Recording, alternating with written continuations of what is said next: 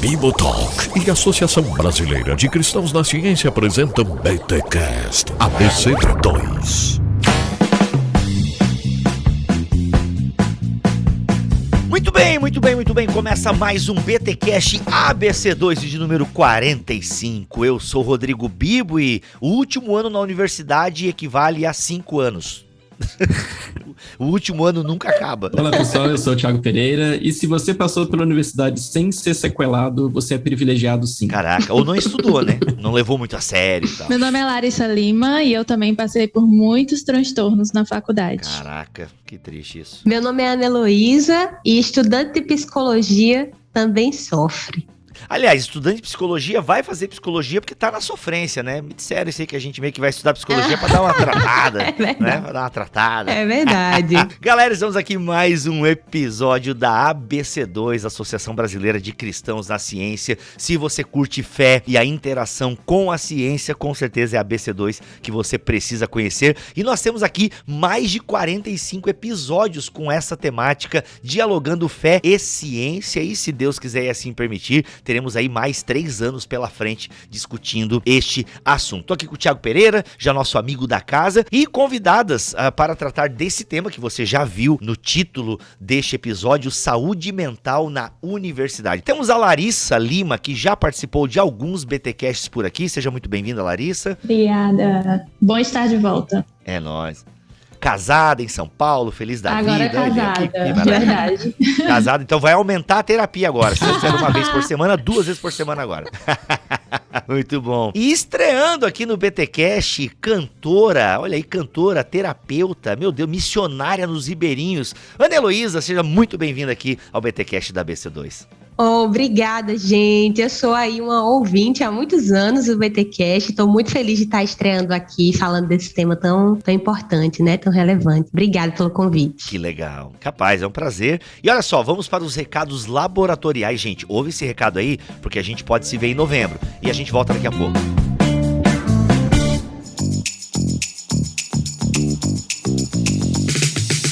Ei, Bibo!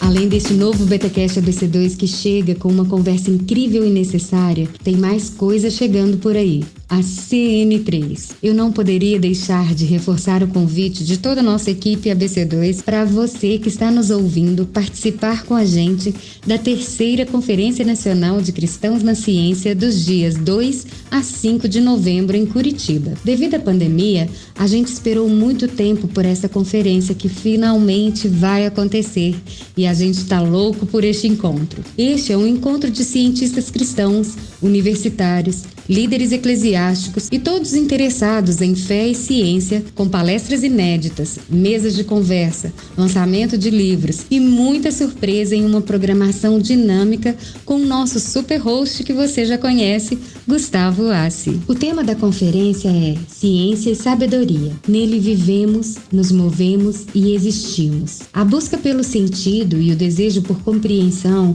em todas as áreas do conhecimento encontram sua fonte no Logos Divino. Ele criou todas as coisas, e tudo que existe está sendo sustentado pelo seu poder e propósito. Como o desejo pela sabedoria, a qual fornece a compreensão do mundo, dos outros e de Deus, pode tornar-se ciência. A sabedoria nos chama a conhecê-la e, a partir dela, vivermos inteiramente o tempo presente, sendo produtivos, criativos e responsáveis pela criação de Deus, gerando frutos que permaneçam. Não é um tema sensacional? Então inscreva-se hoje mesmo. Não perca a oportunidade de ouvir esse time incrível de palestrantes. Pedro Dulce, Igor Miguel, Esther Leutzenbauer, Guilherme de Carvalho, Roberto Covolan, Marcelo Cabral e o convidado internacional Peter Harrison em uma palestra gravada exclusivamente para CN3. Teremos participações mais que especiais. Anota aí: Bibo, Guilherme Andrade, Li Sobol e muitos outros. Ainda dá tempo de se inscrever. Aproveite esta oportunidade incrível de estarmos juntos na 3ª Conferência Nacional de Cristãos na Ciência, de 2 a 5 de novembro em Curitiba. Ciência e Sabedoria. Nele vivemos, nos movemos e existimos.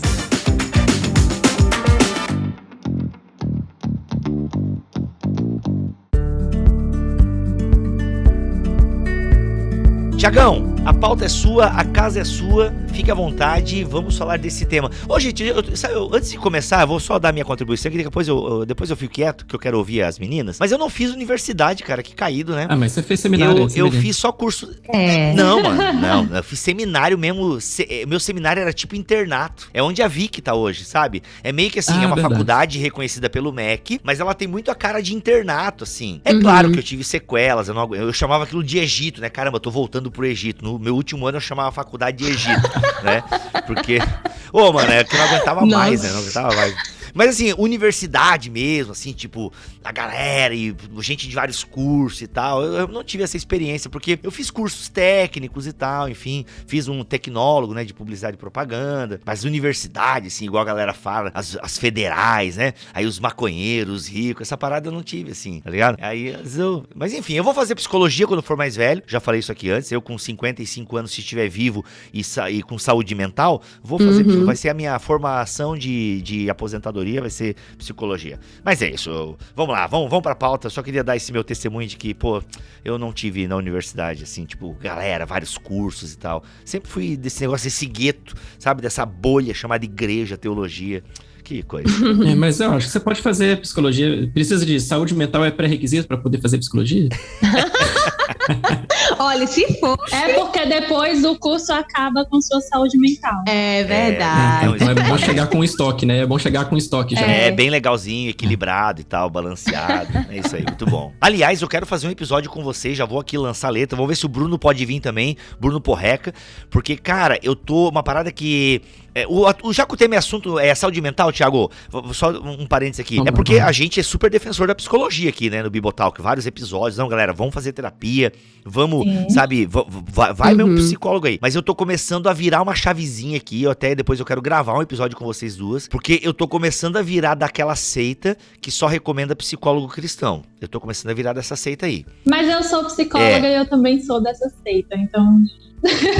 Porque, mano, eu tenho visto algumas posturas, enfim, que eu acho que eu acho perigoso um cristão seguir algumas orientações aí. Mas só quis jogar essa bomba aqui pra dizer, meninas, vocês vão voltar, vamos falar de loucuras e aventuras na universidade. Mas eu quis jogar essa aqui já pra audiência, que tem gente que tá pensando agora, eu queria que esse episódio fosse agora. Te segura que vai ter mais 3 anos de ABC2 aqui com a gente, e eu prometo pra vocês que este episódio vai sair, e a gente traz o Bruno e traz uma galera aí, porque, olha, eu tô virando nessa seita. Esse assunto rende, viu? Esse assunto rende, hein? Olha, já quero. Nem vamos desfazer o grupo, então, deixa pronto. Lá. Vamos lá. Já deixa lá, né? Já deixa lá. Vamos lá, gente, vamos pra pauta. Thiago, eu tô mutando, estou me recolhendo na minha insignificância. Rapaz, me ajuda aí, porque o papo é bom e tem muita coisa pra gente poder conversar hoje.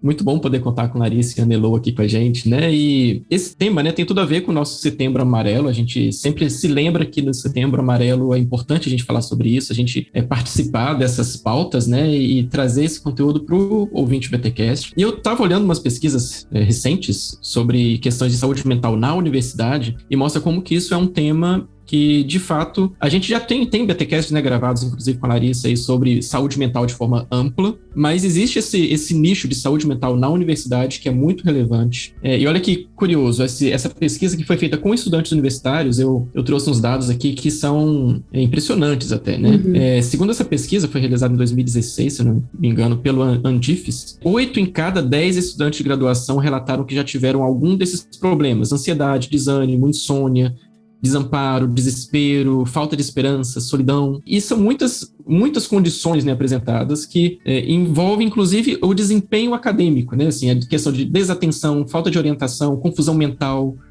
tristeza, timidez excessiva, né? E olha só, 10% dos graduandos já tiveram dificuldades alimentares, já sentiram medo ou pânico, ataques de pânico. Não, mas a dificuldade alimentar é que falta grana pra comer mesmo, sabe que não...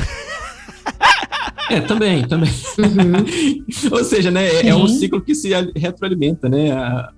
Sim, o problema mental causa isso também. Não, isso eu falei brincando, mas de fato, aí as meninas ajudem aí. Mas a má alimentação tá muito ligada às pira na cabeça, né, mano? É por isso, inclusive, que você vê a questão da insegurança alimentar no Brasil. Por que tem, né, em várias regiões do país, a galera não consegue se desenvolver? Porque só come na escola, a criança não, ela nem desenvolve as paradas na cabeça que precisa se desenvolver com as vitaminas que vêm da boa alimentação e tal. Pois é, e mais 2 dados rápidos aqui, né? 6% dos alunos que foram entrevistados, né, admitiram ter ideias de morte e 4% com pensamentos suicidas. E aí eu queria perguntar para as meninas aqui sobre isso, né? No ambiente universitário, existem causas mais específicas, né, para esse tipo de problema? Existem fatores específicos no contexto universitário que potencializam esse tipo de problema? Como é que se dá aí a vivência de vocês? Ou vocês tendo passado pela universidade, né, se formando em psicologia e lidando com estudantes universitários também, o que vocês pensam sobre isso? Assim, o que vocês já viram a respeito disso? Tiago, você perguntou, né, se a universidade oferece fatores que potencializam esses problemas. E eu acho que é exatamente isso, né? A experiência na universidade, ela é muito intensa, em vários sentidos, né? Então, eu e Lari, talvez a gente tenha passado por um percurso semelhante nós éramos pessoas que moramos numa cidade do interior, precisamos ir para a cidade grande para estudar, porque na nossa cidade não tinha uma universidade, uma faculdade, né? Não tinha oportunidade de estudo. E isso é a realidade de muitos brasileiros, né? De muitos jovens. Na medida que a educação no Brasil, ela vai se democratizando, se ampliando, né? Pessoas com uma condição socioeconômica mais baixa conseguem mesmo assim ingressar na universidade. Isso é ótimo, mas isso também traz grandes desafios, né? Vai mostrando assim as lacunas que ainda existem no sistema das universidades brasileiras, né? E eu diria que assim, é muita coisa junto. O aluno, ele vai ter que lidar com as pressões que a universidade tem de rendimento, de carga horária, que é muito intensa. No meu curso, por exemplo, né, lá na UFRN, onde eu estudei, o curso de psicologia, em algumas universidades pode ser diferente, mas onde eu estudei só tinha uma opção de turno. Então, era um curso que a gente estudava à tarde, né, as disciplinas obrigatórias. E para mim foi possível fazer isso, mas para alguns colegas meus que tinham que trabalhar, porque foram para a cidade, não tinham uma renda suficiente, precisavam fazer um contraturno aí, né, estudar e trabalhar, foi muito mais difícil. Então eu estou só colocando um fator que é a disponibilidade de cursos com determinada carga horária para a realidade de pessoas que não tem como só estudar, né? Então já começa por aí. O estudante, muitas vezes, ele não tem como ter o apoio financeiro da família, ele vai ter que se virar. Isso já vai apresentar uma dificuldade, fora a dificuldade de ter que lidar com um universo totalmente diferente daquele que a pessoa cresceu, né? Então, o que o Bibo colocou, eu entendo que a experiência do seminário ela é muito intensa também, mas ela é diferente da universidade, porque a universidade são vários mundos ali,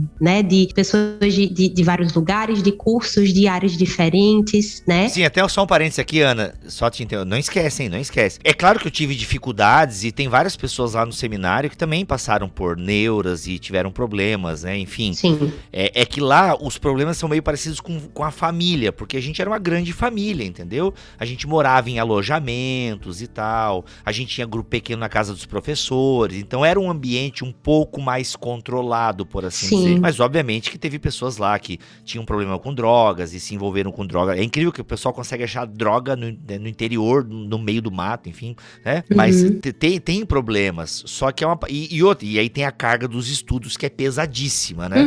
Então esse é o nosso problema, assim, são cargas de estudo pesadíssimas e tal. Mas queira ou não, é um ambiente bacana, né? É um ambiente que você ora, você tem acesso a professores e tal. Então ele é um ambiente menos hostil. Só quero deixar bem claro antes que a Vicky comenta, pô, Bibo, é complicado. Eu sei que é, Vicky. Não, é que tem as suas dificuldades mentais, né? Só que ele não é um ambiente tão hostil como uma grande universidade, enfim, né? Ele não é, mas ele é um ambiente um pouco mais seguro, mas obviamente tem as suas estafas também, principalmente a preocupação financeira, né? A galera que vai lá é sustentada por outros e tal, e a grana de vez em quando aperta violentamente e tal, né? Eu fui uma dessas que a Nelo citou, que teve que trabalhar e estudar, né? Eu trabalhava de noite, estudava de manhã e de tarde, chegava em casa meia-noite para no outro dia sair cedo, né? Então, as pessoas às vezes me perguntam, como é que concilia trabalho e estudos? Que horas você estudava? E o meu maior tempo de estudo nesse tempo foi dentro do ônibus, no trajeto do trabalho para a faculdade, porque não tinha tempo para estudar, né? Então, a dificuldade de você sair de casa, ter que se sustentar e estudar e ainda lidar com essa questão da independência que está começando agora. Você não está tão acostumada a ter responsabilidade, a ter maturidade. E aí você é jogado, no meu caso, né? Fui jogada na capital, eu era do interior, e foi um choque. Então, realmente, por isso eu digo que eu passei por muitos transtornos, porque foi realmente um período muito difícil da vida. E eu lembro de ter várias crises de choro nesse tempo, mas era choro de cansaço mesmo, porque estava muito pesado conciliar a faculdade com o trabalho, então isso torna as coisas um pouco mais difíceis também, né? E uma coisa que eu acredito que também joga pressão, principalmente sobre os mais jovens na universidade, é que geralmente quando você está no ensino médio, você já está sendo preparado para entrar na universidade. Então você faz o Enem, só que você tem que fazer o Enem já tendo em mente qual curso você quer. E geralmente é uma idade que você não está ainda pronto para decidir, mas existe aquela pressão de eu tenho que sair do ensino médio e entrar imediatamente na faculdade. Foi assim comigo, na minha escola, com a minha turma, com todo mundo. Quem não entrou na universidade se sentia um fracassado, como se não fosse ser nada na vida. Uhum. Então, eu acredito que falta um pouco também de orientação profissional, que é algo que até psicólogos fazem também, né? A questão da orientação vocacional, que é algo que a gente faz e eu acho que é importante, porque às vezes a crise no meio da universidade é a crise com o curso também. Você escolhe um curso ali no ensino médio e aí você entra e descobre que o curso não é aquilo que você queria, não é o que você imaginou.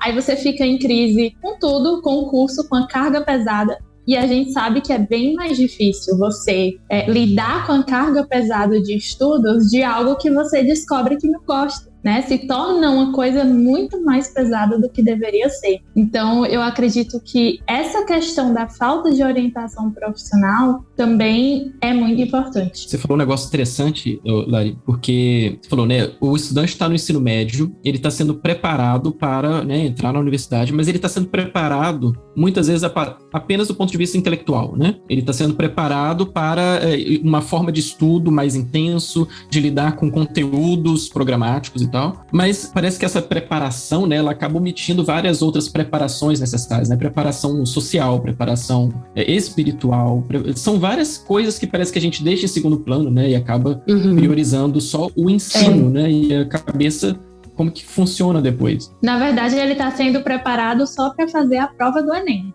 Né? Basicamente isso. E muitas vezes é importante, Lari, colocar isso, né? De essa questão da saúde mental do universitário começa antes de ele entrar na universidade, né? Porque vem desde esse preparo para o Enem até uma visão que ele vai criando na cabeça também sobre o que é a universidade, sobre o que é o curso que ele vai fazer, ou sobre o que falaram para ele, né? Do que é a universidade. E aí eu acredito que a gente às vezes vai para dois extremos, né? Principalmente no nosso meio cristão.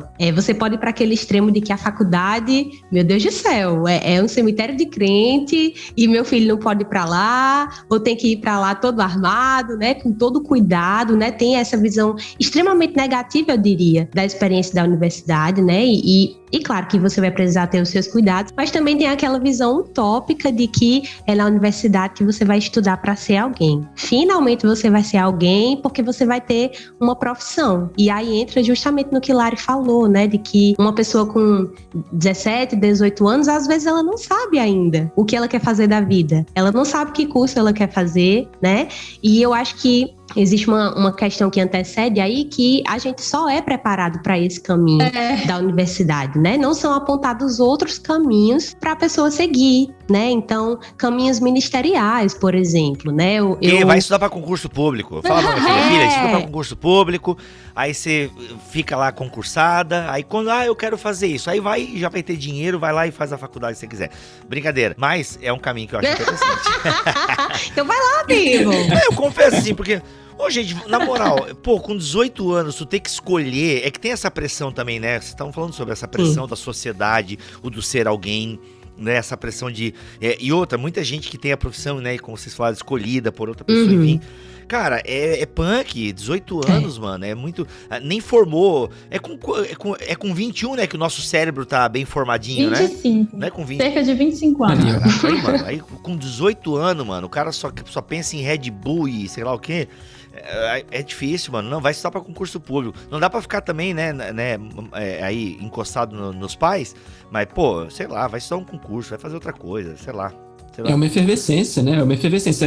Essa idade aí, 18 anos, 20 anos, é uma efervescência de sentimentos que envolve a questão de independência, envolve sexualidade, envolve descobertas, envolve uma tentativa, né, de construir uma vida, identidade, né, uma formação de identidade, e ao mesmo tempo tem uma faculdade no meio do caminho que você acha que aquilo, que você coloca uma pressão sobre aquilo e que as pessoas ao seu redor colocam uma pressão sobre aquilo, né? E eu achei interessante que a Anelô trouxe um ponto interessante, né? E eu já vou puxar esse ponto aqui que tem a ver, que boa parte dessa pressão também, ou da forma como a gente entra na universidade, tem a ver com a forma como a gente lida com esse diálogo, ou com essa relação entre fé e ciência, né? Que nem sempre é um diálogo para muitas pessoas, né? A nossa forma de ver a relação entre fé e ciência, que tem tudo a ver com o que a gente fala na ABC2 desde sempre, interfere muito na forma como a gente lida com os espaços que a gente ocupa, né? A forma como a gente lida com as pessoas ao nosso redor, quando a gente está na universidade, né? Então, se eu já acredito que existe uma relação de conflito aí, né, entre fé e ciência, e eu já entro na universidade com essa visão em mente, eu já entro, como você falou, né, eu já entro armado e já entro já com certas barreiras que vão provavelmente me afastar das pessoas, aí eu acabo criando uma bolha, né, crio um campo de força que impede que eu me relacione com pessoas, e aí tem muito a ver com essa questão de relacionamentos, né, como que, eu queria falar com vocês sobre isso também, quero ouvir de vocês, né, como que esse tipo de coisa tem a ver, mais especificamente, a gente falou de questões que são comuns, acho que para todo mundo, né? Cristãos e não cristãos. Mas então, especificamente pensando em cristãos, né? Quais esses dilemas que os cristãos sofrem e que afetam, né?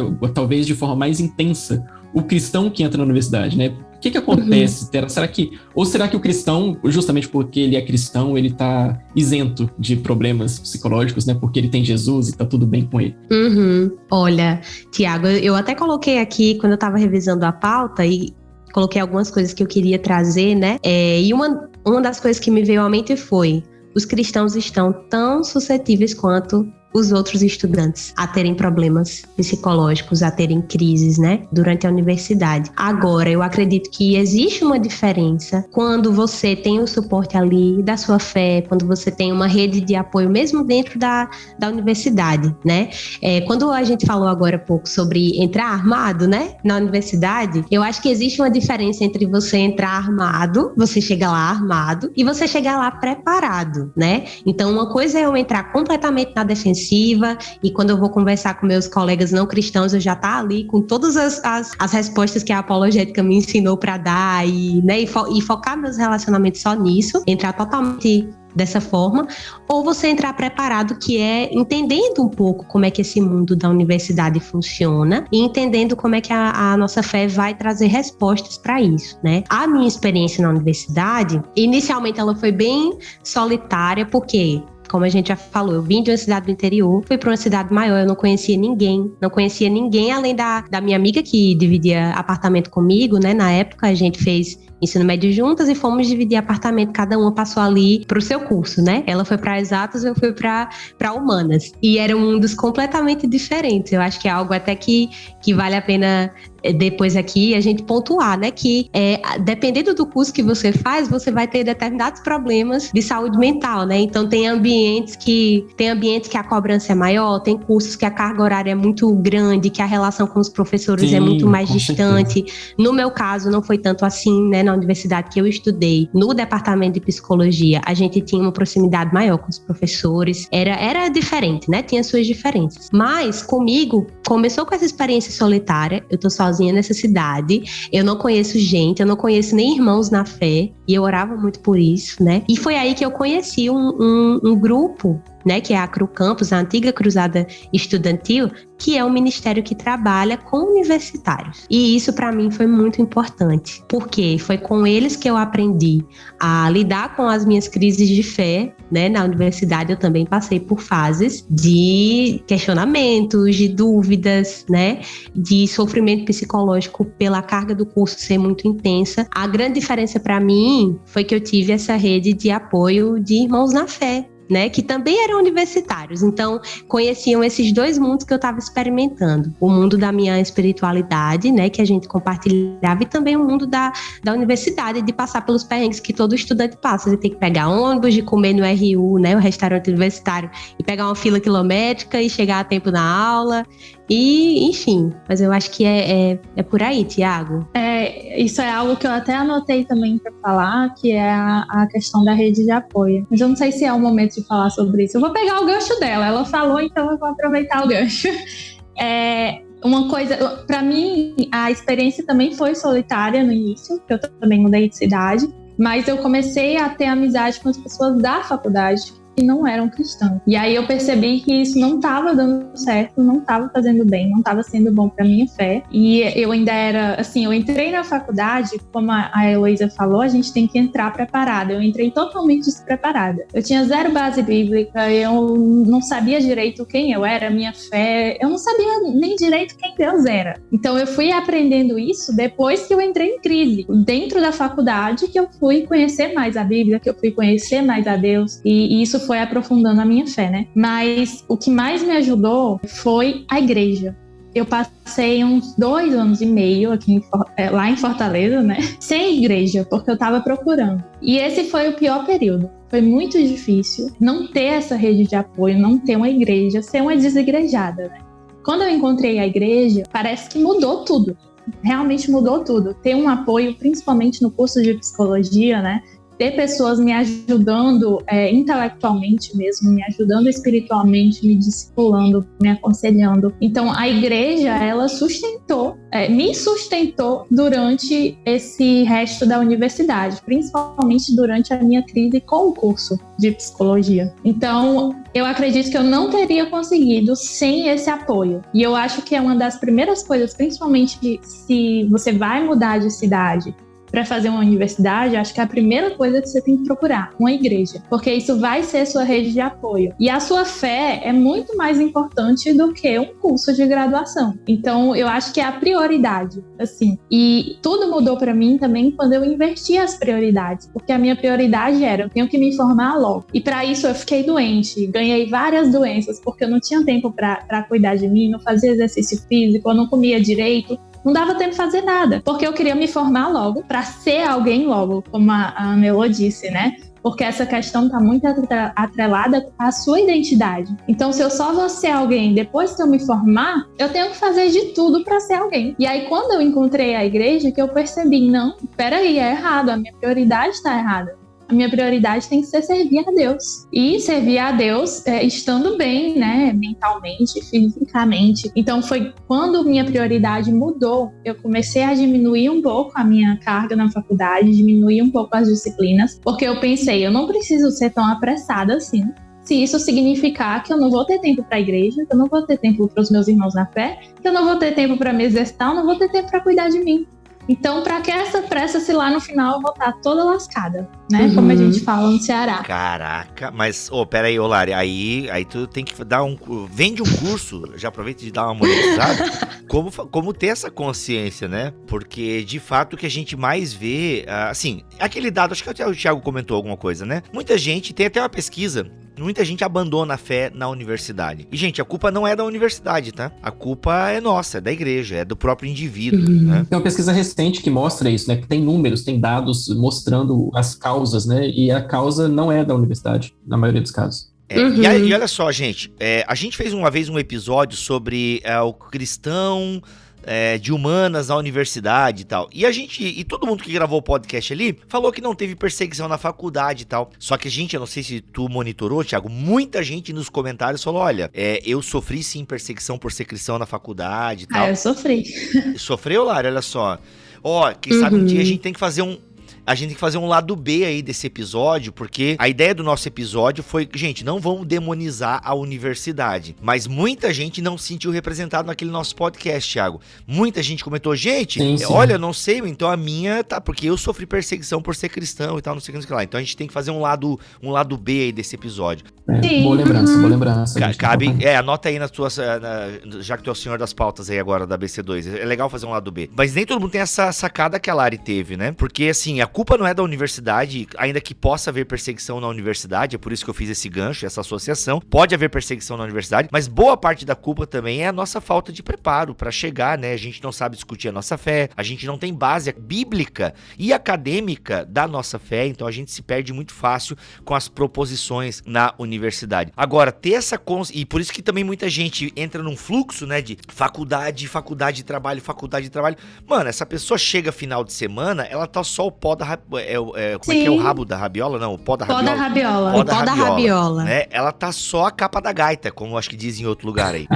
Então, mano, o cara não quer ir pra igreja, a mina não quer ir pra igreja, porque, né, tá esgotado. Só que olha só, Lari, muito legal essa consciência. Não, quer saber, eu me formo, demoro mais pra me formar, mas não chego tão estourado no final do caminho, né? Pô, isso é muito legal. É muito legal que eu tô percebendo. Eu sinto que Deus falou com alguém agora, é pra ti mesmo, toma uma atitude decente aí, e pra que se formar tão rápido? Vai devagar aí pra não chegar estourado. Gostei, Lari, muito legal isso aí.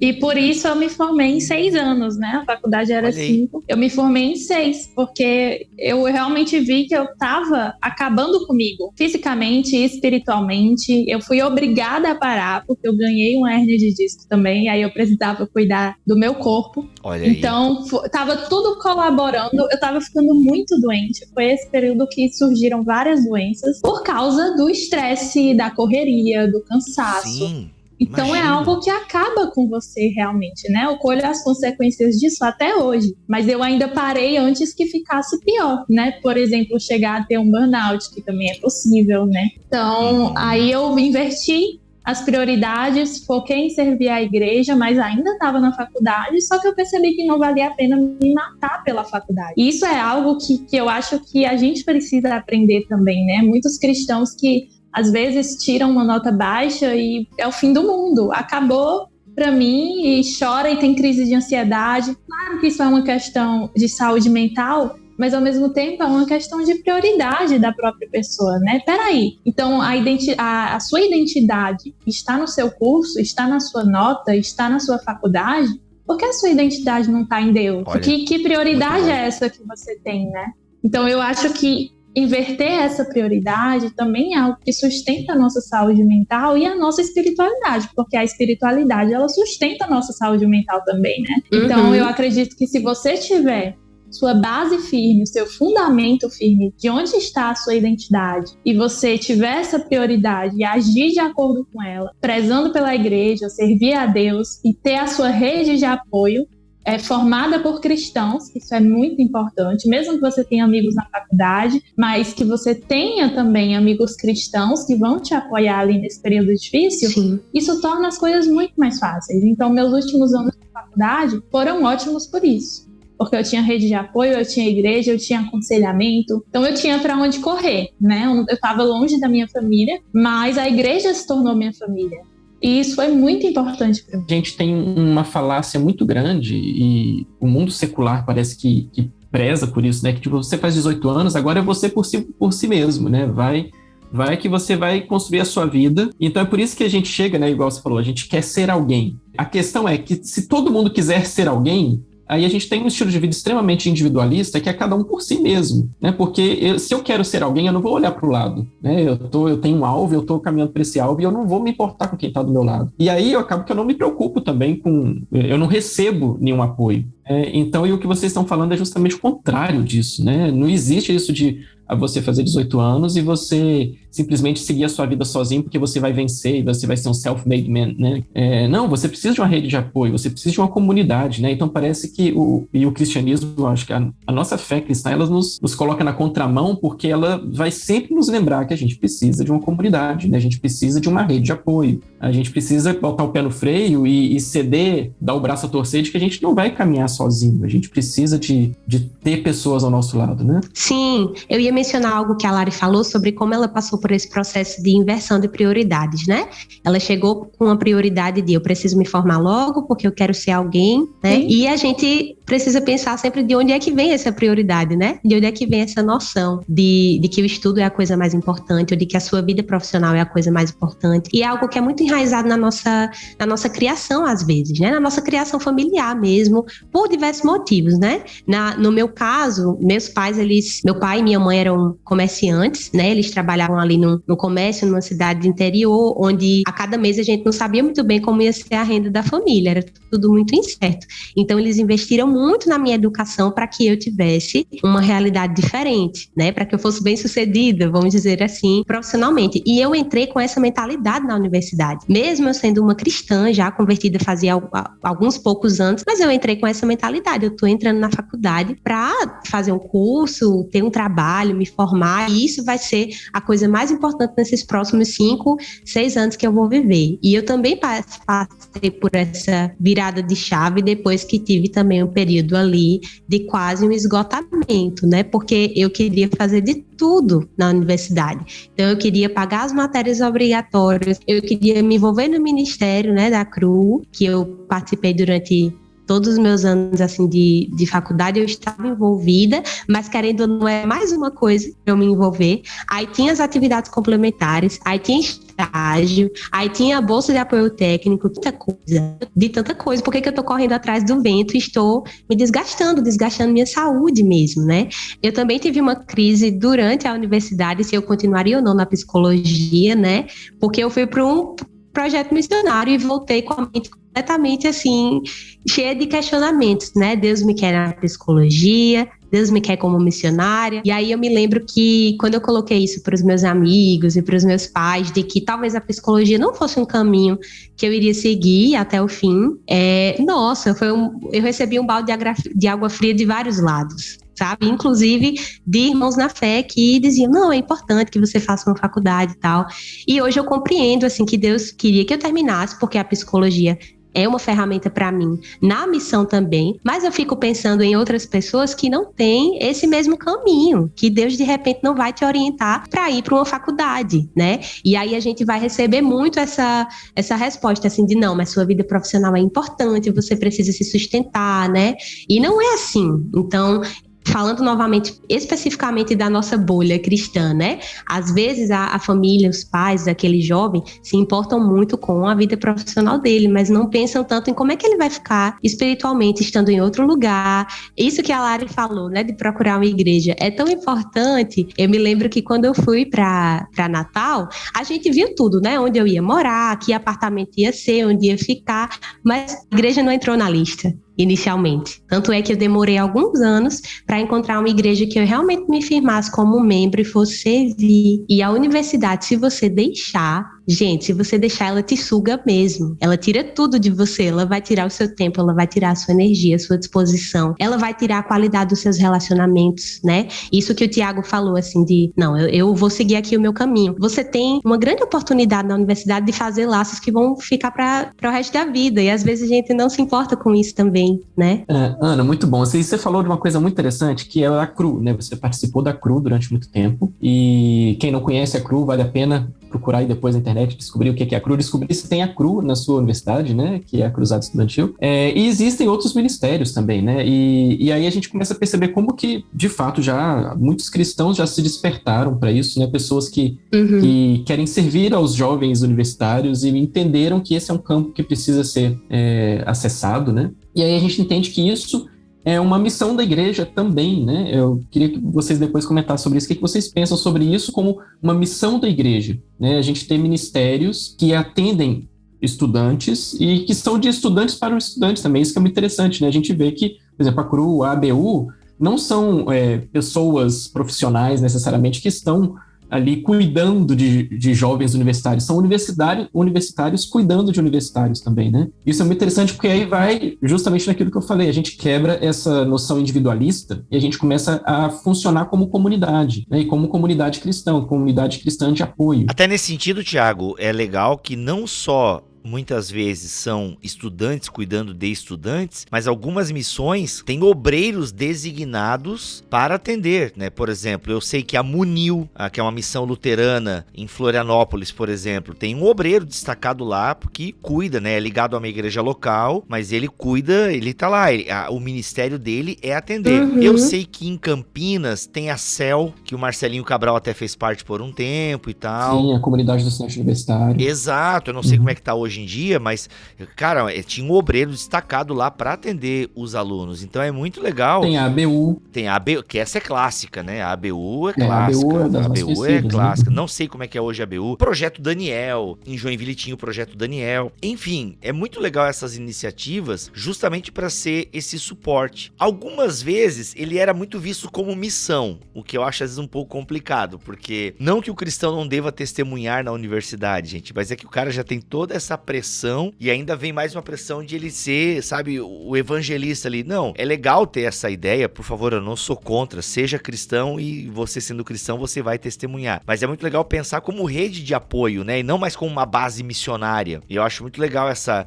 Eu acho que isso é interessante pensar, por exemplo, a própria ideia de missão, né, que a gente tem essa ideia de missão que envolve muito o evangelismo, ou essa ação evangelística, e pensando na questão de missão do cristão, né, de ser sal e luz, de ser discípulo, de ser processo de santificação, a gente pensar em missão de forma mais ampla talvez encaixe, né, também. E é muito interessante a gente perceber como que esses ministérios, eles têm essa importância, e aí a gente tem, né, o cristão que sofre com as questões psicológicas, os transtornos mentais, toda essa pressão que é colocada. Mas nesses ministérios e nessas redes de apoio, eu acho que uma coisa muito interessante é que ela mostra também como que o cristão ele vai olhar para o lado e vai entender o problema do outro, né? Entender o sofrimento do outro. E aí eu acho que isso também é importante, a gente sair do nosso próprio sofrimento e olhar para o sofrimento do outro, né? Mas como é que eu vou cuidar do outro se eu tô estragado, né? É possível? Como é que... Eu queria ouvir a experiência de vocês com isso, né? Esse apoio mútuo, ele é interessante, porque a gente pensa que a gente tem que estar, sei lá, né? Eu só vou conseguir cuidar quando eu estiver pronto. Mas quando é que a gente está pronto? Quando é que a gente está realmente bom? Na minha experiência, eu lembro que eu não me envolvi tanto assim com pessoas na faculdade, depois que eu vi que não estava dando certo com as amizades que eu estava fazendo. Mas uma das coisas que me ajudou muito na faculdade, inclusive foi através do GAP, que é um grupo também de cristãos que é lá de Fortaleza. O Iago Martins foi missionário por muitos anos, né, do GAP, né? Ele é presidente do GAP, diretor, acho que é. E foi num acampamento do GAP que eu conheci a igreja e conheci cristãos e consegui ter essa rede de apoio depois, né? Mas foi através do GAP também. Que eles se consideram um grupo de missões urbanas. Eles estão nas universidades, em escola de pré-vestibular, e o trabalho deles é muito bom, é muito legal, porque serve de rede de apoio e, ao mesmo tempo, é missão urbana também. Então, é aquela coisa de você evangelizar enquanto você está caminhando com os outros, né? Essa questão do discipulado também. Então, não é aquela missão de, vamos tirar um dia para evangelizar em tal lugar. Enquanto você está também sendo discipulado, você discipula outros, né? Então, essa ideia de que realmente não vai existir o tempo que você vai estar totalmente pronto. A gente sempre está amadurecendo espiritualmente e, ao mesmo tempo, sempre tem alguém que precisa também amadurecer e que você tem algo a acrescentar, né? E na minha experiência, essa questão de parar um pouco para focar em servir a Deus, nesse tempo eu pude lidar com aconselhamento com várias pessoas, de estar aprendendo sobre aconselhamento e aconselhando outras pessoas. E nem foi minha intenção, mas no final isso foi muito importante para a profissão que eu tenho hoje. Principalmente porque muitos dos meus pacientes são cristãos. Claro que o que eu faço não é aconselhamento, né? Mas, ao mesmo tempo, foi muito interessante abrir meus olhos para lidar com o sofrimento humano ali, não apenas aprendendo, ouvindo, mas na prática, de saber, de lidar ali, de ver a pessoa sofrendo e eu poder ser um apoio. Isso amadurece você espiritualmente. Para quem está em psicologia, principalmente, amadurece muito nesse sentido profissional também, querendo ou não. Com certeza. Tiago, quando você falou sobre a gente vê isso, né? Esse cuidado com os universitários como uma missão da igreja, a CRU, ela surgiu a partir de um questionamento, né, do seu fundador, Bill Bright. Lá na década de 50, ele parou e começou a observar em que lugares a igreja está servindo. E aí tinha orfanatos, tinha hospitais, né?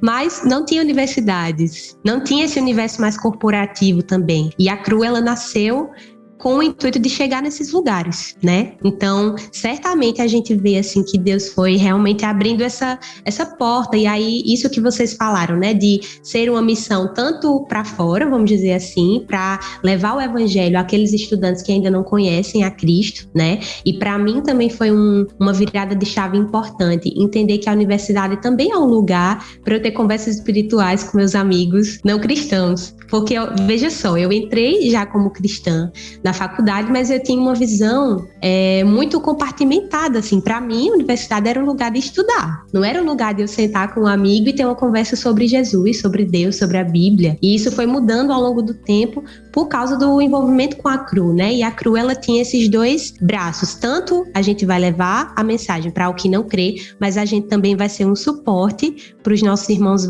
na fé. A gente vai ser essa comunidade, né? E isso é muito importante. E esse outro ponto que você falou, esse último ponto, sobre você que está sofrendo, cuidar de quem sofre, eu acho que é algo que a gente aprende na psicologia, né, Lari? E que a nossa fé também vai, de certa forma, confirmar, que é o quê? O psicólogo, ele não é ele é um ser humano, ele é gente, ele também sofre, ele também precisa de terapia, né? E a gente está nessa posição de quem está sofrendo, de quem precisa de cuidado, mas também na posição de dar esse cuidado, de oferecer esse cuidado, né? De lidar com o sofrimento do outro. Na nossa caminhada de fé é a mesma coisa, né? Uma coisa que eu aprendi muito com a CRU, nessa parte de discipular outros estudantes, de evangelizar, é que eu me sentia muito despreparada, né, para fazer isso. Porque eu pensava justamente isso, eu não tô pronta. Eu nunca tive uma conversa espiritual, assim, um evangelismo mais expositivo, assim, com alguém, né? Eu fui aprendendo a fazer isso aos poucos. E aí, o que meus amigos, meus colegas da CRU me encorajavam é assim, todo mundo tá em algum ponto na jornada. E a ideia é que a gente se encontre, cada um no ponto onde tá, no processo onde tá, e se ajude, né? Porque todo mundo está precisando de cuidado de fato, né? Todo mundo sofre, mas isso não quer dizer que a gente não está apto para ajudar o outro no seu sofrimento também, né? E eu acho que isso é algo que tanto na psicologia como na nossa vivência de fé, a gente vê assim claramente. Quem cuida também está sofrendo. E tudo bem com isso, né? É por isso, inclusive, que eu talvez esteja mais apta para cuidar. Porque eu sei um pouco do sofrimento que aquela pessoa está passando. Muito legal. É muito legal porque a gente percebe como que é importante a gente sair de nós também, né? Eu não estou minimizando o problema mental, obviamente, né? Eu não estou minimizando o sofrimento das pessoas, mas como que o próprio serviço, né? O próprio olhar para o outro ao meu lado e caminhar junto ajuda até mesmo a curar as nossas feridas, né? E trabalhar esses sofrimentos que a gente tem e praticar, né? Mais do que empatia, né? A própria compaixão é um negócio que transforma a gente e a gente vai se parecendo mais com Jesus, né? Isso é muito bonito.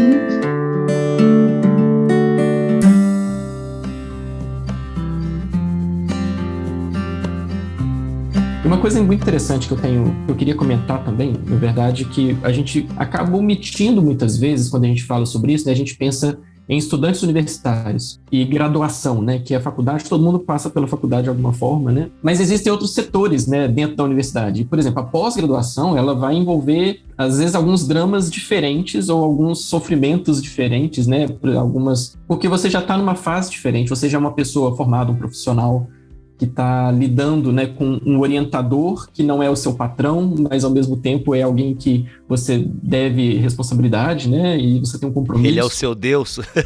Pois é.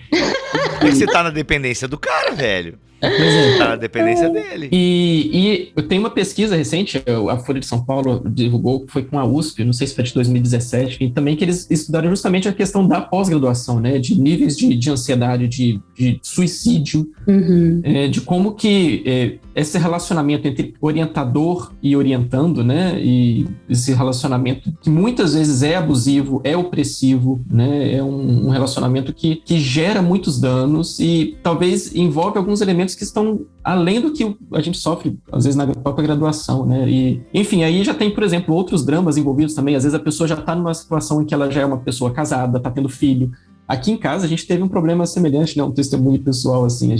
Eu e minha esposa, nós nos casamos na pós-graduação, nós estávamos no doutorado. As 2 gravidezes vieram na época do doutorado da minha esposa, e sim, foi muito caótico a situação, e a gente viu como que a forma de lidar, né, da instituição e a questão do departamento de pós-graduação, tudo isso, como que dificulta, parece, né? Como que a gente vê pouca empatia e a gente vê pouca correspondência sobre os dramas que a gente está enfrentando. E a gente ouve, o que a gente mais ouve, né, assim, vai do jeito que dá, ou não, é assim mesmo. E aí tem outra coisa, né? Eu passei por isso também, por que você está reclamando, né? E eu acho que tem muito disso, tem muito de professores, orientadores que sofreram, amargaram, o pão que o diabo amassou, e aí simplesmente como sobreviveram àquilo, fala, não, você também vai passar por isso, né? Então, como que a gente tem isso? Então, na verdade, envolve o estudante universitário de graduação, envolve o estudante de pós-graduação e envolve a própria comunidade dos professores, né? E como que, por exemplo, né?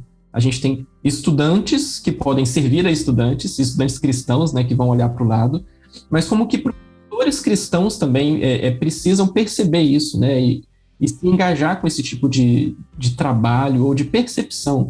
Não sei que experiência que vocês têm sobre isso, de lidar com a comunidade universitária como um todo, né? Tem um professor, tem o próprio funcionário também que está no meio disso tudo, né? E que às vezes a gente esquece, vira um ser invisível, né? O cara da limpeza, a secretaria e tal, são aqueles funcionários que fazem a faculdade girar e que a gente muitas vezes não vê também, né? Então, a universidade ela é um contexto muito amplo, né? E quanto maior a universidade, maior essas questões de relacionamento. A minha primeira experiência de atendimento, de fato, né, no primeiro estágio lá na universidade, foi com um estudante de pós-graduação.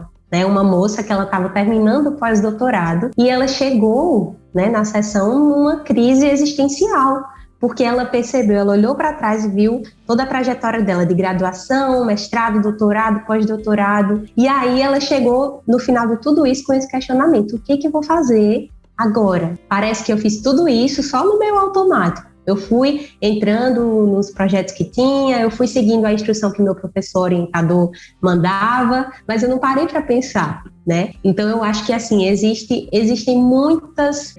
é um leque muito grande que a gente pode abrir para falar do contexto de pós-graduação, né? Existe isso da carga de trabalho, de você seguir nesse caminho como um caminho já traçado, né? Sem refletir se é isso que você quer. Se você quer seguir carreira acadêmica ou se você está seguindo só porque isso foi ali imposto. Existe uma questão, um recorte, né, socioeconômico também, né, Tiago? Então, tem estudantes de pós-graduação que estão na pós-graduação não necessariamente porque se identificam, mas porque quando terminou a graduação tinha ali uma oportunidade de bolsa, a pessoa não tinha outra possibilidade de trabalho e acaba ingressando, mesmo não sendo aquilo que ela quer, mas é a opção mais viável naquele momento, né? E aí aquilo que a Lari falou de se a faculdade, a graduação, a pós-graduação já é difícil, ela se torna mais difícil quando é uma coisa que você não queria de fato, né? Ou não se identifica de fato. Então, tem esse recorte socioeconômico também. E existe outra coisa que eu acho que se agrava na pós-graduação, que você é muito mais cobrado. Então, na graduação você já tem um nível de cobrança, mas na pós é aquele professor, assim, olhando para você, né? Para o seu projeto e te cobrando para que você escreva artigos, para que você faça a engrenagem girar, né? Isso é algo que eu já escutei muito de pacientes que estavam nesse contexto de pós-graduação. Eu me sinto só como mais uma peça nessa engrenagem toda de como funciona a universidade e eu só tenho valor à medida que eu produzo. Então, quanto mais eu produzir, mais valor eu vou ter para aquela instituição, para aquele professor, mas e se eu não produzir, eu não vou valer nada, meu conceito vai cair, né? E isso, nesse período que a gente passou de pandemia, eu acho que se agravou muito, porque é isso que você falou, né, Tiago, da falta de empatia, da dificuldade de ter empatia. Então, tinha pessoas que perderam seus pais, perderam suas mães, perderam pessoas para a Covid e estavam ali finalizando doutorado, finalizando pós-doutorado, mas precisavam de um respiro, precisavam de uma pausa, e o que elas ouviam dos orientadores a vida continua, eu já passei por isso também, isso que você falou, né? O professor recebeu aquele tratamento no seu percurso acadêmico e ele está também reproduzindo aquilo ali, né? Então, assim, acho que são muitos recortes, né? Mas certamente após tem esses desafios a mais, né? De cobrança, de produtividade, e isso é muito danoso, né, para a saúde mental de uma pessoa. Eu acho que essa questão do professor é o ciclo do ressentimento, né? Você sofre, a consequência daquele sofrimento é o ressentimento, e aí você repete esse padrão por causa do ressentimento, porque o sofrimento não serviu para amadurecer ou para produzir algo bom em você, mas pelo contrário, ele te deixou amargurado, ressentido, né? E aí o professor vai reproduzindo isso também. Eu já passei por isso. E nem morri, né? É a famosa frase, eu nem morri, eu sobrevivi, tô vivo aqui, então você também vai sobreviver, mas a que custo, né? Às vezes a custo da sua saúde mental. Então não tem muito o que fazer, às vezes, quando o professor tem esse tipo de mentalidade, que de certa forma é a mentalidade acadêmica, muitas vezes, né? Como a Ana Elô falou, que você só é alguma coisa se você produzir. A sua identidade está nesse artigo aqui. Uhum. Então, se o artigo não for bom, se você não estiver produzindo, então você não vale nada, né? E aí volta mais uma vez a questão de você ter muito bem fundamentada a sua base firme, né? Mesmo que você sofra na pós-graduação, porque realmente eu também ouço muitos relatos de orientadores que são abusivos, e isso parece ser um problema bem constante, né? Bem geral. Não são casos isolados, acontece muito, e parece ser um problema acadêmico mesmo. Eu lembro quando eu lembrei que agora, eu estava na iniciação científica ainda na faculdade, na graduação, né, e eu tinha contato no laboratório, né, eu fiz biologia, gente, então sempre tive esse contexto de laboratórios e tal, e aí eu tive contato com um cara que era doutorando, e ele estava assim, já estava terminando as disciplinas e estava executando a pesquisa dele no laboratório, e ele falando que as disciplinas foram tão puxadas, tão pesadas assim de ritmo e carga de estudo, que ele realmente percebia como que os professores iam levando a pessoa para um limite, e aí só no dia que ele pegou uma pneumonia, assim, ele realmente caiu doente de forma muito pesada, é que a professora falou, então até aqui tá bom, pode diminuir um pouco. E parece que existe um endeusamento desse tipo de comportamento, né, assim, tipo, olha só que legal, né, olha, a pessoa ela foi levada até o limite, ela aguentou, e aí o professor soube a hora de parar, né? Será que é isso mesmo, né? Assim, Uhum. E aí a gente vai alimentando esse tipo de comportamento, né? Assim, a conquista da honra, né? Você chegou no limite, você vai descobrir seus limites, mas será que é para isso, né? Que a gente está na universidade? Será que é para isso que a gente está?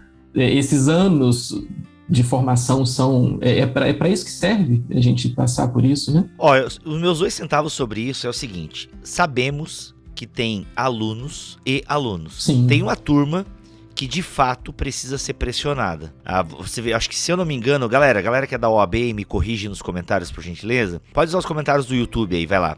Ou manda pra mim no direct do Instagram. Mas, se eu não me engano, o índice tá baixíssimo de aprovação na OAB, se não me falha a memória. E isso se deve, pelo que eu já andei lendo, à baixa qualidade dos candidatos, né? Eu não sei se na psicologia tem que fazer alguma prova, algum Enem, sei lá. Só pagar a anuidade. Não, é só se formar e sair por aí medicando. Não, medicando não pode, né? Vocês não podem medicar. Só pagar a anuidade. Só pagar a anuidade. Tá. Dá o dízimo lá então pra Freud e tá tudo certo, entendi. Então, assim, mas enfim, o índice baixíssimo tal de aprovação. Também no ramo da enfermaria, ouvi já alguns relatos de muitos profissionais desqualificadíssimos para exercer a profissão por conta de uma má formação. Então a gente sabe que existe uma turma aí que, se não houver uma certa pressão, a galera não se mexe. Tem até um meme que uma vez eu vi, tem uns 10 anos que eu vi esse meme, acho que é quando surgiu o meme na internet, que era assim, era uma sala de operação, e aí tava assim, né, toda aquela equipe médica em cima do paciente, e aí tinha assim um médico com uma cara, um olho arregalado, e uma enfermeira fazendo assim, gesticulando com o braço. Aí a fala da enfermeira é: doutor,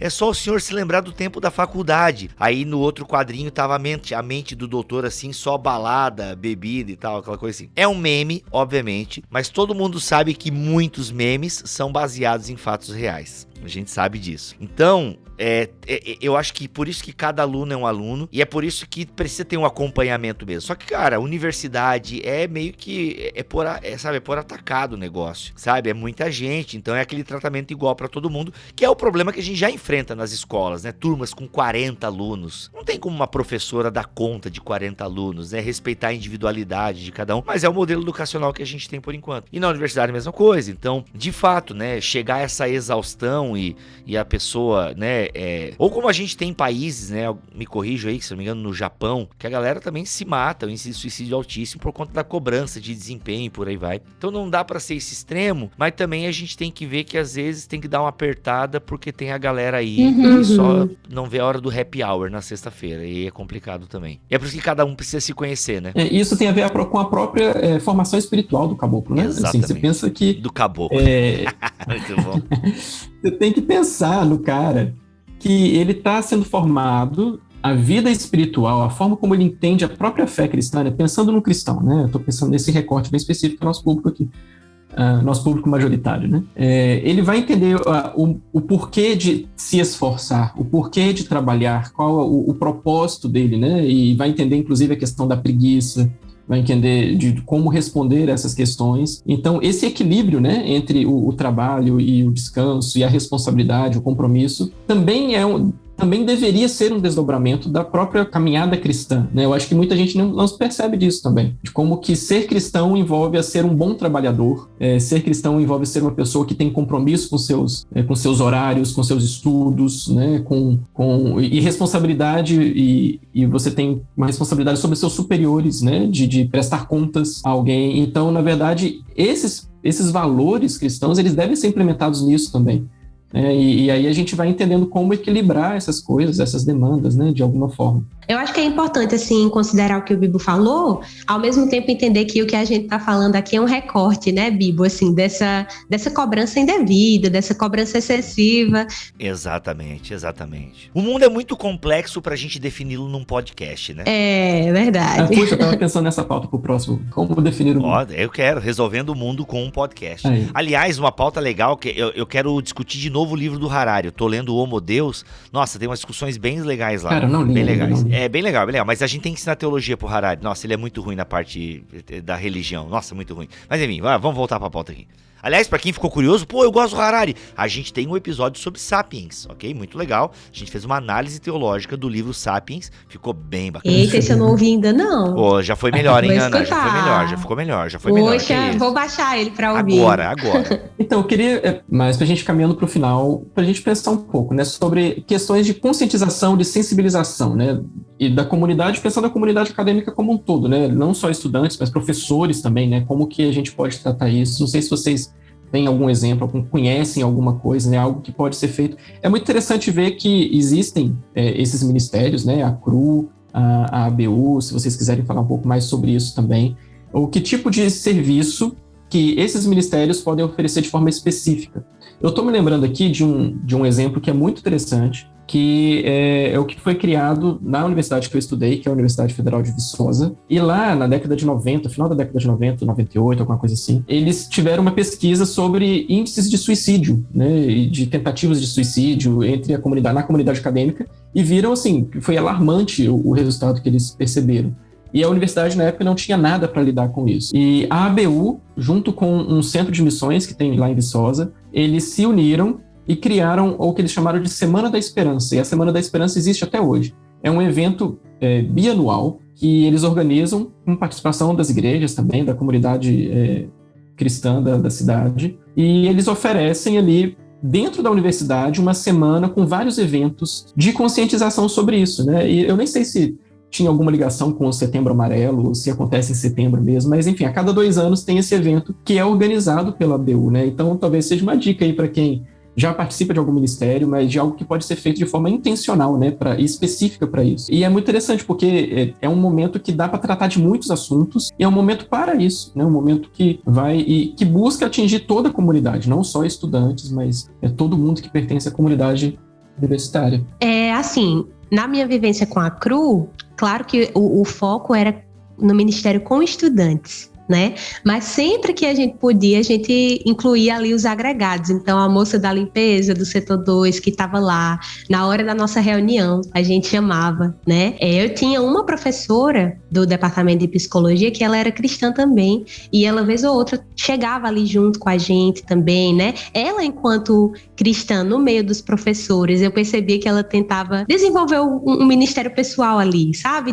De fazer amizade, de buscar estar junto ali dos colegas de trabalho. Então, assim, uma iniciativa formal, Tiago, eu não tive essa vivência, né? Assim, com professores, pelo menos, foi mais com estudantes. Mas o que a gente tentava fazer era ampliar um pouco isso. Então, com alguém que era mais próximo da gente, que estava ali no setor, na hora de uma reunião, pagando, ou quando a gente estava ali pagando corredor, né? Enfim, estava tendo aula, mas a gente ficava ali no corredor, conversando, a gente buscava se aproximar desse público também, porque, de fato, como você falou, a universidade é um ambiente muito complexo. Então, a gente vê os estudantes que estão em maior número, mas assim, tem muita gente ali que está fazendo aquilo funcionar e que vai ter as suas necessidades espirituais também, né? Então, nossa, eu acho muito bacana esse exemplo que você falou aí, né? Que abrange, assim, professores, a comunidade acadêmica como um todo. Muito joia. E eu tô pensando numa coisa aqui também, né? Que é muito interessante a gente lida com isso, né, dentro da universidade, nos ministérios, mas a gente tratar esse assunto nas próprias igrejas, né? Eu acho que trazer esse assunto para dentro da igreja, trazer para uma EBD, trazer para alguma iniciativa interna da igreja, né? E não aquela coisa, vamos organizar aqui um dia de panfletagem na universidade. Não é isso, né? Mas é falar sobre isso, falar sobre as questões de saúde mental dentro das igrejas, trazer um momento específico, trazer um psicólogo que é membro da igreja para falar, né? Dar espaço para um cristão que é um profissional na área para poder tratar desses temas, né? Mostrar para a comunidade as necessidades. Então, acho que tudo isso é muito, muito válido. Sim, Tiago. Lá na igreja, isso pode ser até uma ideia para outras igrejas, existe a Semana do Estudante Cristão. Lá na igreja que era a minha igreja, né? Porque agora eu estou em transição. A Lari está em transição, ela vai errar, sim.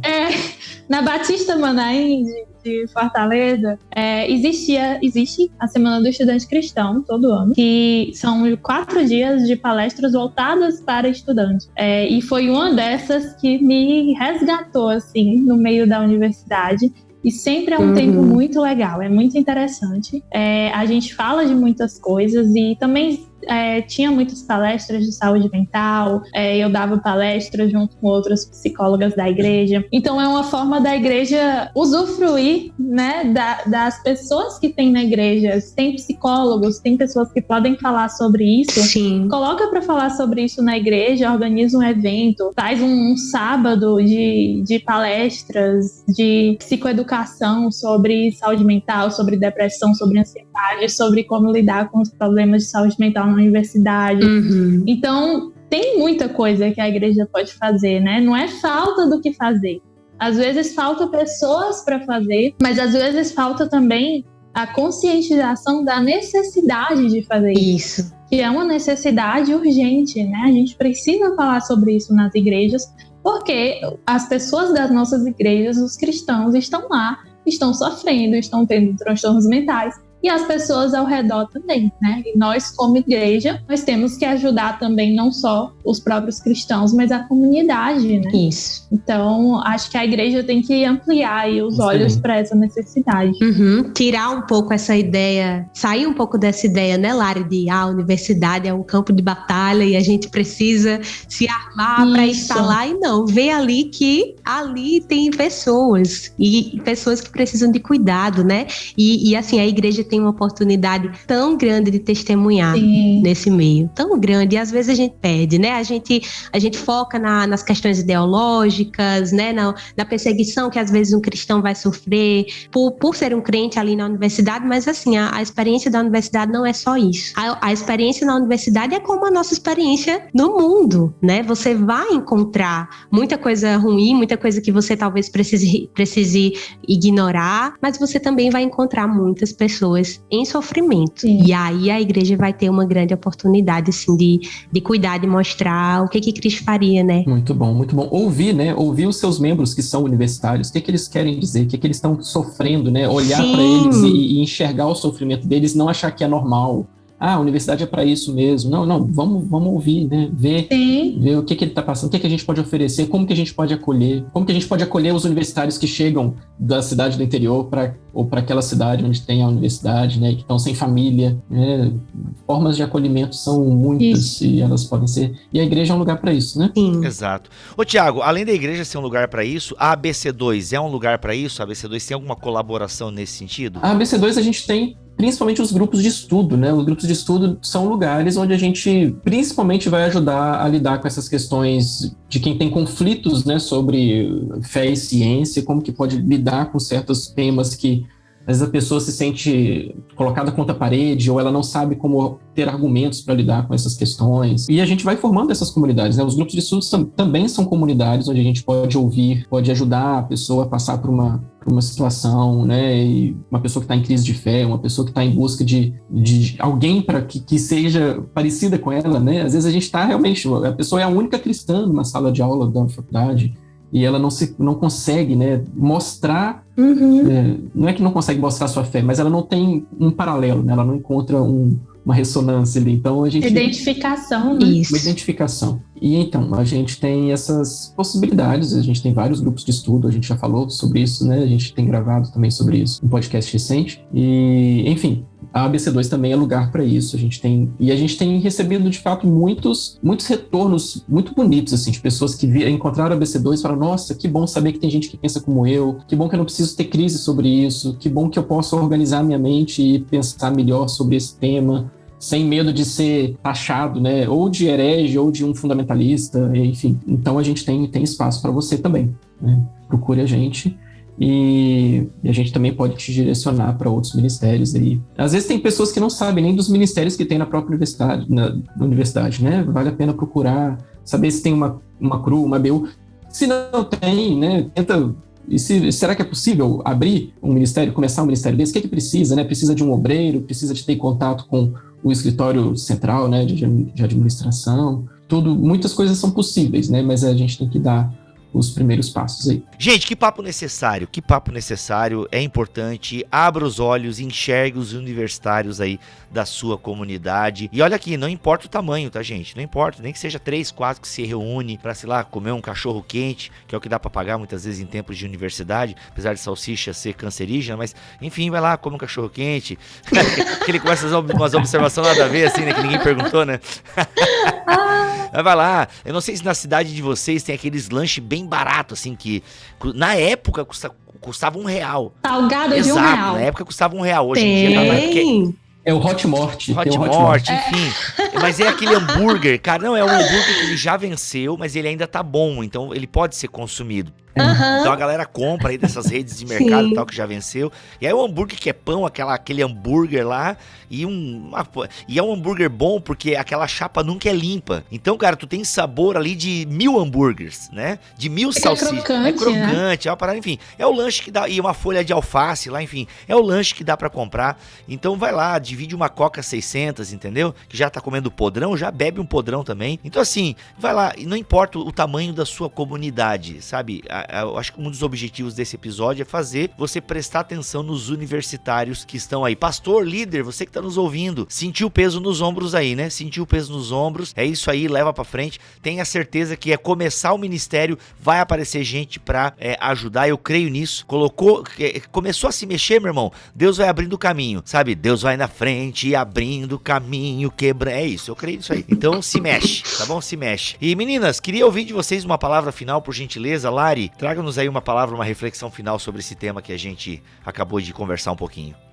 Eu acho que papel da igreja, né, abrir os olhos para a necessidade dos universitários, mas também é papel de cada um, né, de cada cristão, principalmente que está na universidade, na pós-graduação, entender que, como a Ana Heloísa disse, que ela foi cobrada para ter sucesso, para ser bem-sucedida através da faculdade, né? É importante a gente entender como cristãos que o nosso sucesso não é definido por isso, né? O nosso sucesso, ele não é visto pelas lentes do mundo, não é ter sucesso na faculdade, na pós-graduação. Nosso sucesso, ele é totalmente diferente. Então, se para você ter sucesso na sua vida espiritual, você precisar fracassar um pouco na sua vida profissional, na sua vida acadêmica, já valeu a pena, porque é o mais importante que você tem, né? É a sua espiritualidade. Então, se você precisa dar uma pausa, parar um pouco, para respirar, para focar na sua vida com Deus, para voltar a um relacionamento com Ele, ter comunhão com Ele, isso é sucesso aos olhos de Deus, né? Mesmo que você tenha que demorar mais para se formar, mesmo que você tenha que dar uma pausa, o mais importante realmente é você estar com Deus, né? O Spurgeon, que tem uma frase que ele fala que se nós formos fracassados em nossa comunhão com Deus, nós somos fracassados em tudo. Eu não sei se é necessariamente a palavra fracasso que ele usa, mas é algo nesse sentido. Então eu acho que isso deve nortear a nossa vida, principalmente para a gente não ficar muito ansioso com as coisas da faculdade, com a questão do sucesso profissional, e a gente entender que a nossa identidade, ela está em Deus. E isso nada pode tirar, né? Nem uma nota baixa, nem um atraso na graduação. Nada pode tirar. Então, eu acho que isso é o mais importante para a gente lembrar aí nessa jornada da graduação e da pós-graduação. Primeiro, antes de dar a palavra, queria agradecer mais uma vez pelo convite, gente. Querendo ou não, foi um tempo de reviver para mim essa experiência aí da universidade. Como foi uma experiência rica, apesar das dificuldades, né? E a palavra que eu queria deixar é que, se você que está ouvindo esse podcast, se você é um estudante universitário, se você é cristão ou não, né? Mas falando aqui para os meus irmãos na fé, tudo que a gente falou aqui não minimiza os sofrimentos que a gente vai ter nessa caminhada acadêmica, né? Então, ainda que você se cuide, ainda que você reconheça os seus limites, mas você vai passar por algum tipo de dificuldade, né? Seja ela financeira, seja ela relacional, seja ela uma crise espiritual. E o que eu queria deixar é que lembre que a gente tem a esperança no sofrimento, de que Deus está com a gente nesse caminho. Deus atravessa esse caminho com a gente. Deus se importa com a nossa jornada, inclusive a nossa jornada acadêmica, né? Então, se você está passando por alguma situação, lembre dessa esperança que a fé cristã tem a oferecer, uma esperança sólida de que Deus está com a gente no sofrimento. Se você está passando por algum transtorno mental, às vezes esse período de faculdade, a gente está justamente nessa janela de idade em que algumas doenças podem se desenvolver mesmo, alguns transtornos, né? A Lari está aqui, pode talvez me confirmar isso, mas às vezes é nesse período da sua vida que você pode acabar desenvolvendo algum transtorno, alguma condição mental, e o que eu quero dizer para você é que também tem esperança para você, também tem vida para você. Deus está com você, mesmo nessa jornada que pode estar sendo um pouco difícil, tá bom? E é isso, gente, que Deus abençoe todo mundo. Vocês, Bibo, Thiago, Lari. É isso aí, tamo junto. É nóis. Se pudesse tocar a música aqui nesse podcast, eu já ia pedir pro editor subir um Diante do Trono. A esperança pra você, ao cheiro das águas. Eu amo essa música. Essa música, linda. Eu também. Eu tenho uma memória boa dela. Eu tô há anos sem ouvi-la. Não sei como é que o Bibo hoje reagiria a essa música, mas a minha memória, quero continuar assim, é boa. Sim. Ai, muito bom, gente. Obrigado pela presença de vocês aqui neste BTcast ABC2. Realmente quero voltar para nós falarmos da nossa seita, ok? Que eu estou entrando agora. Vamos trazer o Porreca, se ele topar. Eita, esse aí vai ser bom. Vai ser muito legal. Acho que tem uma discussão bacana e prudente pra gente fazer em cima desse tema. Mas muito obrigado, Lari, por mais uma vez se dispor a estar com a gente aqui no BTcast. Eu que agradeço, é sempre bom estar aqui, também aprendo muito. Que legal. Ana, seja bem-vinda e que a gente consiga repetir. Eu ia falar repetir a dose, mas crente não usa essa expressão, esqueço às vezes. Que a gente possa repetir a experiência. Vamos, com certeza. Que legal. E Thiagão, é isso aí. Tu tá aqui, obrigado, mas que bom que tu tá sempre feliz. Nossa, é um prazer poder estar aqui. É isso, gente. Voltamos a semana que vem, se Deus quiser e assim permitir. E quero ver vocês na conferência da ABC2 que vai acontecer em novembro. Aí você tá pensando assim, como assim? Não tô sabendo de nada. Volta lá pros recados que a gente avisou da conferência lá nos recados, como é que eu chamo aqui? Recados laboratoriais da ABC2. E em novembro, iniciozinho, a conferência nacional. Vai ser genial, tá? Vai pra Curitiba que a gente se encontra lá se ele quiser e assim permitir. E ouça, gostou desse tema? Tem mais temas sobre psicologia e fé, tem mais temas sobre fé e ciência, porque é o que a gente faz aqui com a ABC2 e o Bibotalk, tá bom? É isso. Deus abençoe todos vocês.